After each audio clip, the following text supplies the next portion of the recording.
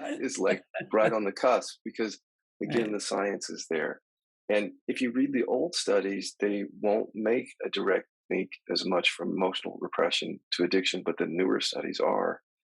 And that to me just makes common sense because if I'm already repressing or suppressing something, drinking helps that. I don't have to feel it. I can numb out.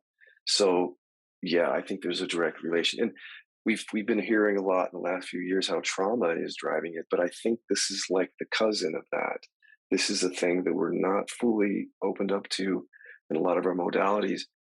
And I think that's also the reason why people are doing a lot of trauma work, but not necessarily getting deep enough in the somatic. It feels like, yeah, but how many times have you heard people say, "I've done 20 years of trauma work"? It's like, A well, lot. maybe you're missing the cousin.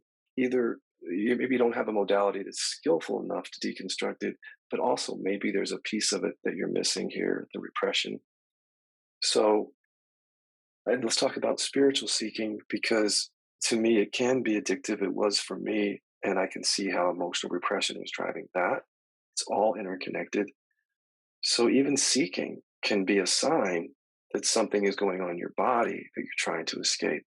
It's almost like the signs are everywhere, but addiction is certainly a sign of it. Doesn't mean there is repression just because you're addicted, but if I were addicted right now and I heard this message, I'd be checking into that, like because science is saying it.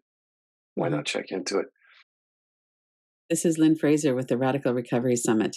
We have an exciting lineup for our fifth annual, including Dr. Gabor Mate as our keynote speaker. Head on over to radicalrecoverysummit.com to learn more and watch the interviews.